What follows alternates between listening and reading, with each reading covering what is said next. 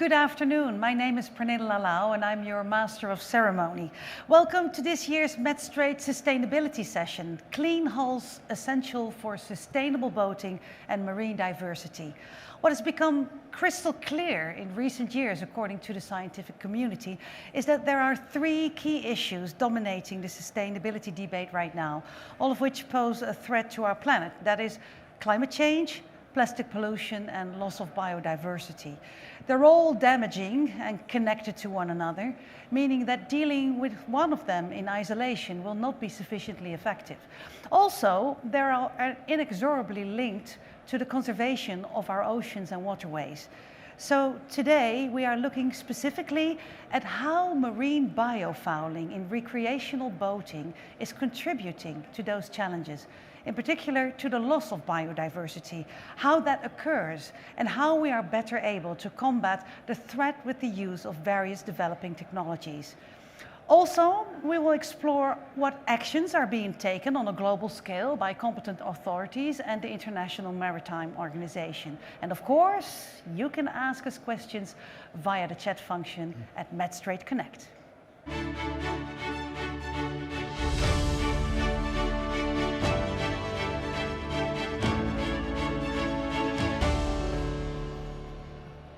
Firstly, let me introduce you to my co-host, Dr. Julian Hunter. Welcome. Good afternoon. Good having you. He is Head of Sustainability at ICOMIA. And the other guests, online, John Alonso and Darren Jones. And here in the studio, we still have at the table Hans Slegtenhorst. Welcome. Welcome to you all. Julian, can we start with, well, what would be your explanation of what is really meant with maritime biodiversity? Sure. The way I like to see it is biodiversity is the delicate balance of nature that exists in the marine environment. So when we're talking about marine, this is where our boats are operating. So we're talking about the delicate balance between the fish, the crustaceans, the algae, and how they all interact together. And many of the areas where our boats go are special areas with very delicate ecosystems, special areas, protected areas. And so that has been highlighted in European law, in international law, as something that we really have to preserve. It's been degrading, biodiversity has been degrading a little bit, so we want to build it back again. Yeah. So the issue we're talking about today is the issue of biofouling. So if boat owners know they should keep their boat clear of fouling, because if they don't do that, they offer a taxi ride for a species that may sit on the bottom of a boat in one place, be taken to another, and that species can then offload and then opportunistically grow, and in some cases outcompete the natural ecosystem, so outcompete other species that are there, and that then starts to damage diversity, and that can totally destruct ecosystems. So we have examples of the zebra mussels, for example, in the United States, where they were taken over in ballast water from Europe over into the Great Lakes, and they of course problems in the Great Lakes. We have other examples in Europe that, of tube worms, for example, coming from Australia and colonizing the waters in the UK. So it's a huge issue. It's recognized as being really important and something to protect. Yeah, would you also say it differs in scope and scale around the world and well, where you're at and climate? Sure. Obviously, in times where the climate is warming, ecosystems are already stressed. So they don't need any more things interfering with them. So yeah, it's really important more important than ever to protect biodiversity and not give these invasive species the opportunity to. Also, in areas like the Mediterranean, where you have a lot of growth very quickly because of the high temperatures and the high nutrient levels, there's probably more dangerous there that this could happen, Yeah, exactly. Well, you were just actually stating that it could compete, when you have this taxi ride, it could compete with the biodiversity in certain points of the world. But on the other hand, could it also maybe add to biodiversity in some ways? Well, the problem is that the ecosystems are delicately balanced, and the whole food chain is dependent on this delicate balance. If you start to interfere with one level, you can totally disrupt the food chain.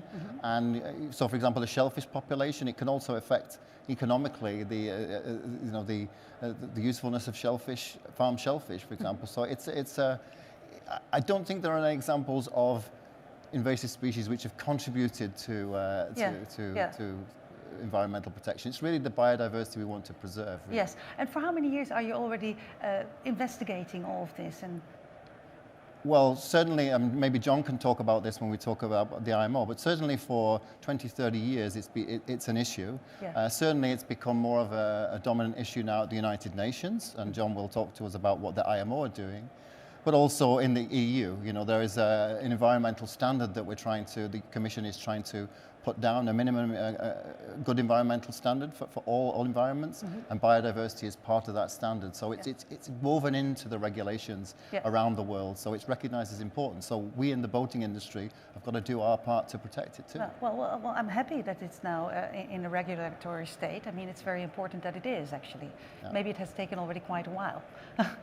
To be there. Okay, you were already mentioning some of our guests. May I ask you to further introduce them, and why did you bring them to the table today? Yeah, sure. Well, on the Zoom, first of all, we have John Alonso from the International Maritime Organization, who's heading up the GloFouling project. We have Darren Jones also on Zoom, who's the director of NRG at Solihull, which is a leading ultrasonics antifouling producer. So we're going to talk about not just about paint, but other ways of protecting fouling, and Darren can tell us about that.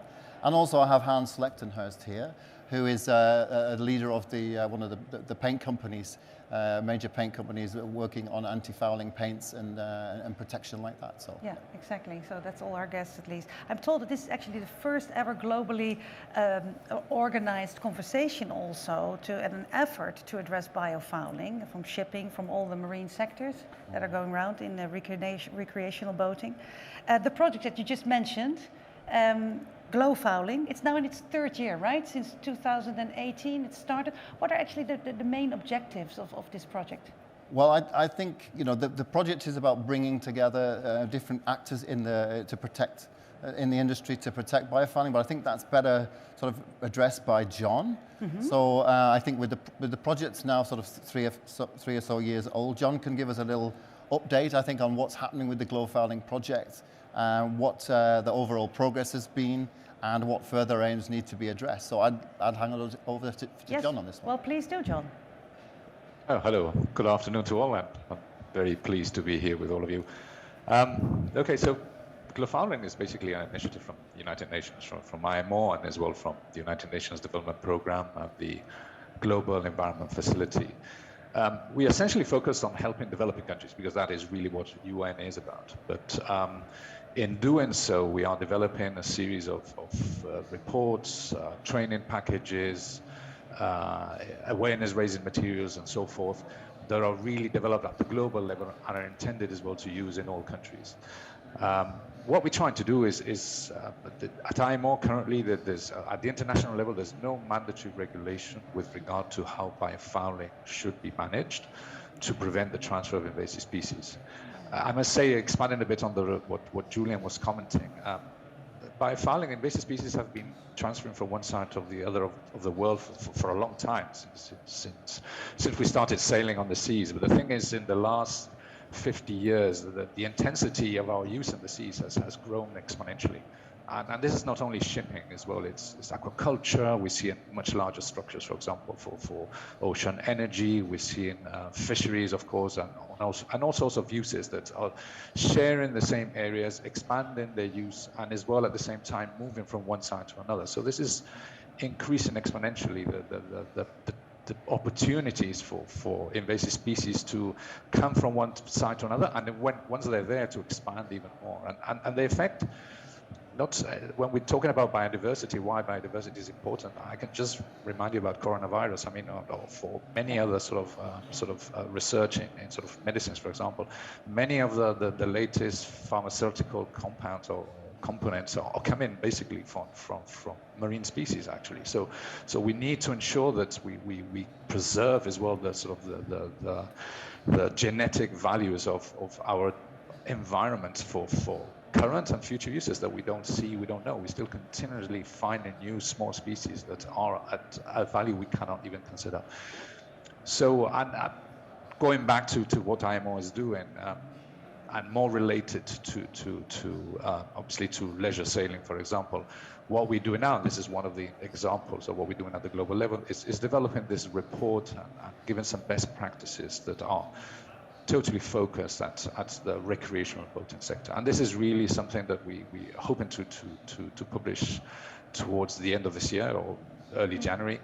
And it's given a series of recommendations. It's a bit of everything. It raises awareness on the different sort of impacts that biofouling has. It is not only about invasive species. It is also, and that's quite important for a recreational boater user. I mean, managing biofouling improves the performance of the ship, especially if you have a motorboat, of course. And we've seen, we just come from COP26, where we just published preliminary results of a report on the impact of biofouling on greenhouse gas emissions.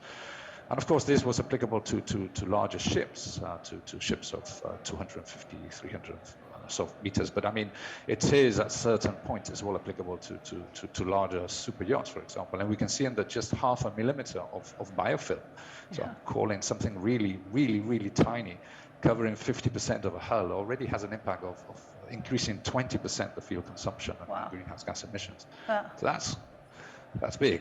Yes, it is. Yes, it is. Well, it does sound that all the fields that you're talking about right now in the project, that the project is gathering pace, right? But I could understand that actually the pace of the project and the way that it's developing also depends on the actions from the members of the partnership. So, John, could you give us an example of a typical partner organization and what kind of initiatives they have implemented? Well, we have two sides. I mean, for example, there's this example I gave you about recreational boating reports, so these guidelines that we're producing. We have a partnership with ICOMIA, for example, World Sailing, and IUCN. So all three are helping GloFouling to develop this report. Julian himself, who's sitting there, is well aware of it. He's been making contributions to this.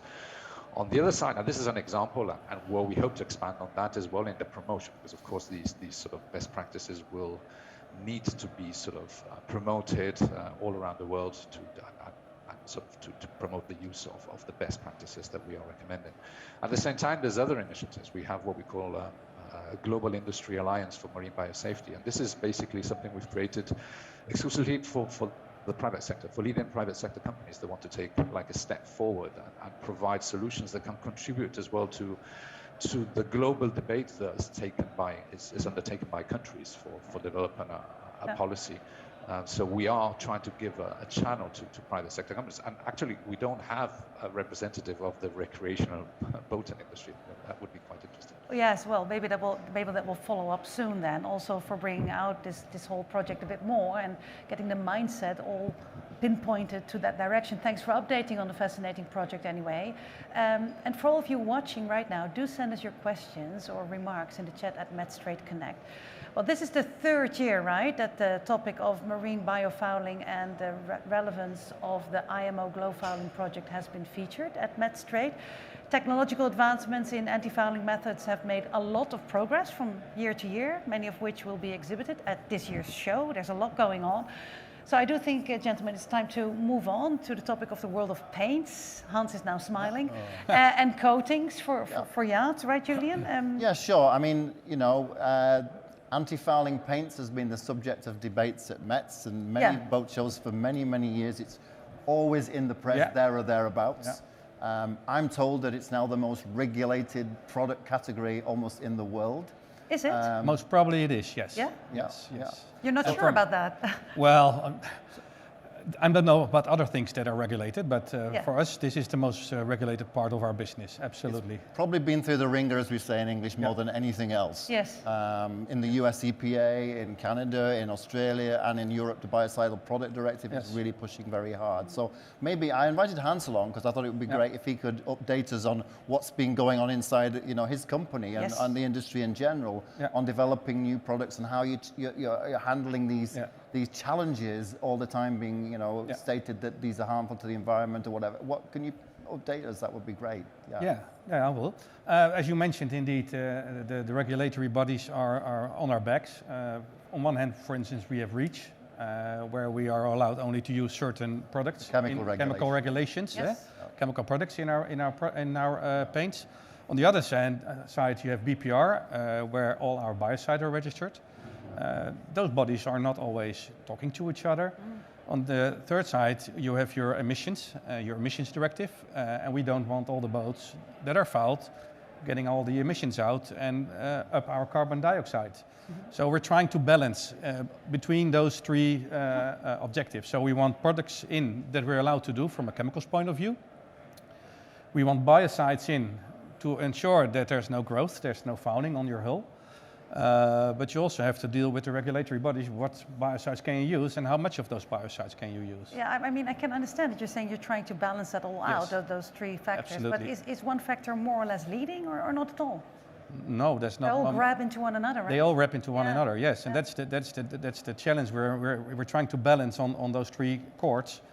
And what we do, for instance, is lower the limit of the biocides. We're very highly regulated, and what we've done over the past few years, coming to BPR, the biocidal directive you mentioned, is lowering the amount of biocides in our paints so that they're aligning with the new rules, but also functioning the way we need them to function. Because if they don't function, you get growth on your hull, the carbon dioxide goes out because you need more fuel, or you get your invasive species that are moved around. Yeah, and I hear that the regulators themselves are a bit struggling with this because they want to reduce biocide levels, but at the same time, they may be not thinking that if they reduce biocide levels too low, then the ships will start to foul again. Yes, they start to foul again, and the carbon dioxide output goes up. Yeah. And that's the biggest challenge we're running into as a company. And that forces you to start being inventive. Yes, exactly. I was just wondering about that. How inventive are you right now? Oh, we're outlook on reinventing and inventing new? Absolutely, yes. We're looking into all kind of different technologies. Biocide-free solutions, foul release solutions, so that the materials don't stick to the hull. Yeah. So we're really trying to work with suppliers of raw materials, with the likes of ICOMIA, with other people out there to see how can we work together and how can we improve the products that are on the hull, and can we think different processes, different projects in different paints. Yeah, I guess we have a question from a viewer, do we? Yes, we do, yes. So the question is, we hear about combinations of different technologies working together in order to create an effective combined solution. Can the panel describe a typical example that is proven or under development maybe, which might be a game changer in the future? Who would best answer? Well, Hans is right at the coal face, so I think he should answer it. Maybe I shouldn't use the word coal face now, with coal being out, but okay. Thanks. Yeah, no, for instance, we're working very close together with another Dutch company, Philips, to working on LED UV technology. So this is a technology where Philips is supplying the LED technology and the UV lights. Yeah. Right. We're supplying the paint system, and together we make a system whereby UV light that is on the hull, there's no fouling starting, so your biofilm cannot get to the hull and you don't get your fouling. And we've been in a trialing process because you can imagine LEDs a few years ago were quite big, and if you want them on a hull in the paint system, they have to be very, very small. And we're now in a good phase there where we have seen some very promising trials with no fouling using these LED lights. Wow, amazing! Yeah. So we're possibly going to see holes lit up with LEDs. Well, you don't see the lights because the light the radiation is so small of that light you can't see it. Yeah. But I can imagine, putting some nice shiny lights in there. That's a possibility. Great for the super yacht, maybe. It will be an underwater show by the end. Yeah. Okay. Well, but Julian, and further on, I think we're also looking into other solutions. You can also look at hull cleaning and brushing and etc. So we're working together with a lot of other partners in the industry to see how can we change the mindset, not only internally from a development point of view, but only externally. Because the only way we can do this is working together. It's not something the paint industry can do by themselves. Yes, we have heard here a lot today on Metstrade TV, many people from the industry saying that strategic alliances are really so important. But aren't there more ways, Julian, to say that you could, combat biofouling? Well, yeah, and that leads us on great to our next panel member, Darren. Is he still there, Darren? Are you still there? Oh, great, good. Darren's just back from COP26, so he's well into this. Darren is the director of the leading manufacturer of ultrasonic antifouling protection. And so he'll tell them all about it. But as I understand it, they basically zap organisms as they come close to the hull through ultrasound. But Darren will tell us more about that. But Darren also is the I think, recently past chairman of the Global Industrial Alliance for the GloFouling project, so he's been dealing with the different partners.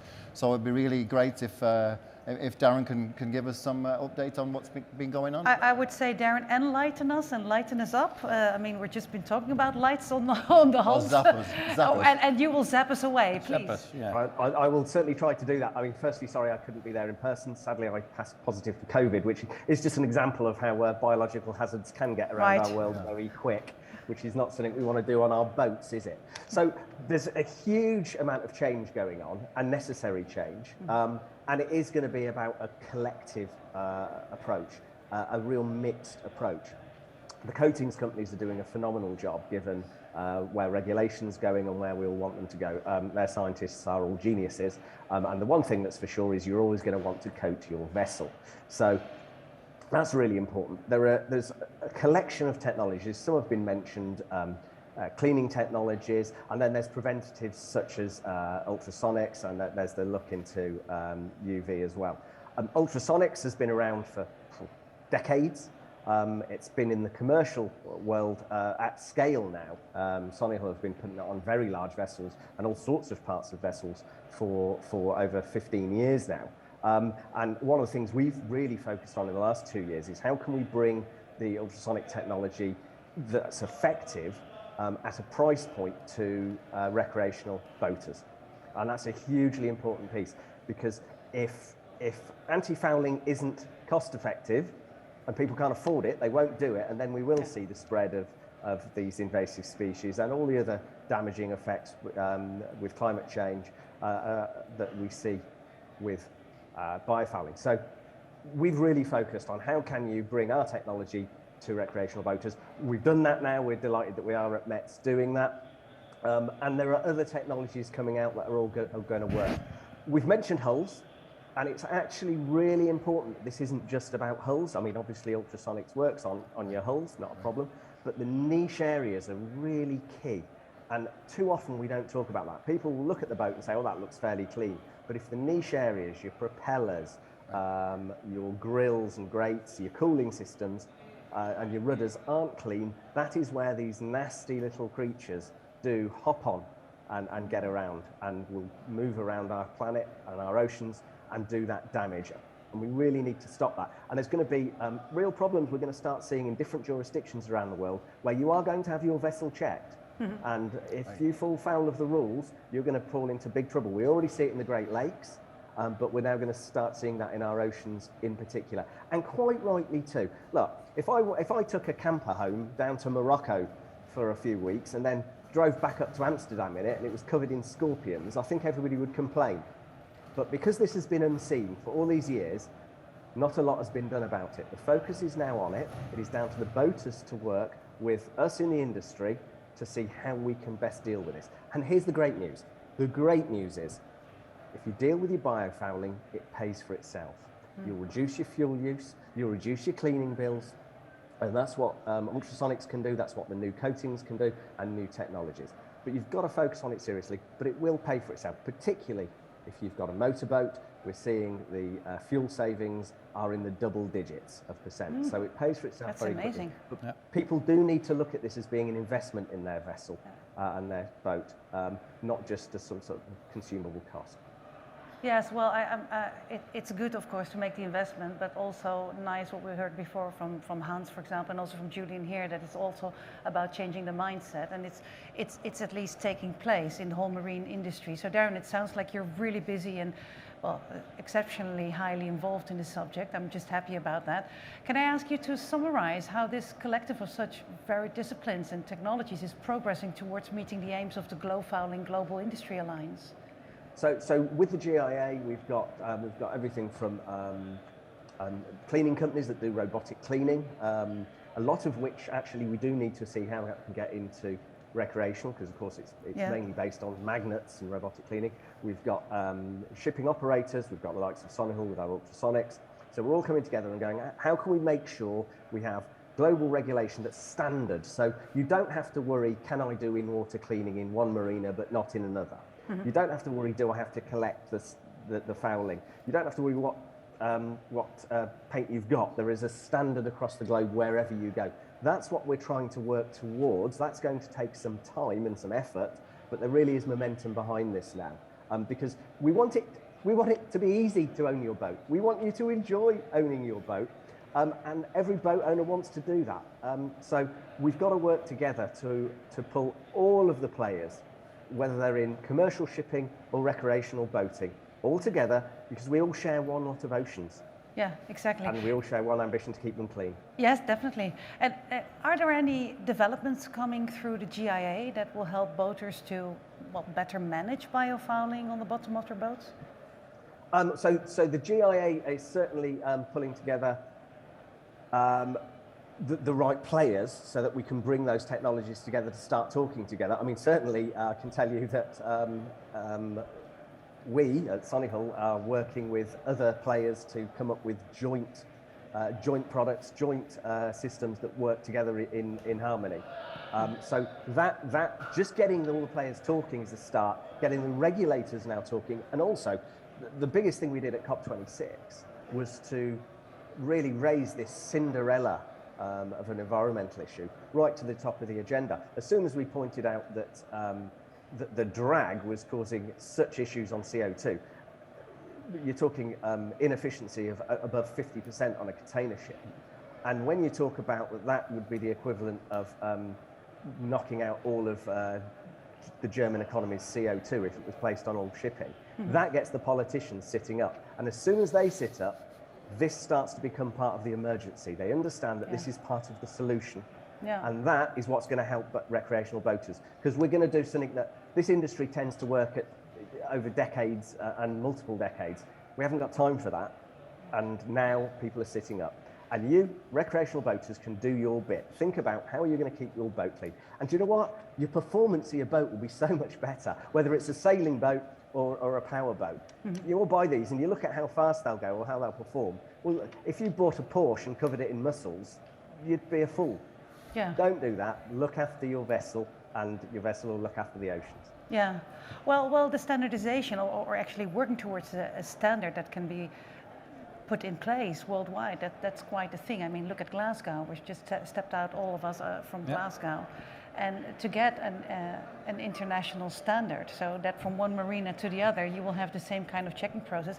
It's quite a thing. Would be very easy for us as well. Yeah, of course. Because now you're trying to adapt to all the different regions and countries where you put your products in. And if you have a global standard, at least you know what to do and where to work for. Yeah, but the thing is, I guess what you were saying before, Hans, you need the mindset and the consciousness also. Yes. I mean, I think the pleasure boat, leisure craft industry is a responsible industry. And it's recognizing that this is an important thing. Right. To take good care of the hull, and not just the hull, the niche areas that Darren was talking about, and pay good attention, look after your paint scheme, make sure that the boat is clean of fouling, and then we can play our part in our industry to protect biodiversity, which I think is really important. Yes. Yeah. Well, I think that kind of sums it up and rounds it up in a good way, Julian. Thank you so much. And thank you all, gentlemen, for giving your expertise and insights into the process and what's been going on and still continuing to go on. This was a sustainability discussion about marine biofouling. For those of you who are watching the Metstrade Connect platform, wish you, of course, a pleasant day still, full of connectivity. And remember that the system allows you to make virtual appointments with exhibitors and visitors and speakers also at Metstrade Connect. It's during and after the show, so it's just continuing. Here in the TV studio, we will be back with the next sustainability session tomorrow, featuring the highly relevant topic, also very relevant, of sustainable marine powertrains and alternative fuels. Thank you for watching. See you soon. See you tomorrow. Thank you.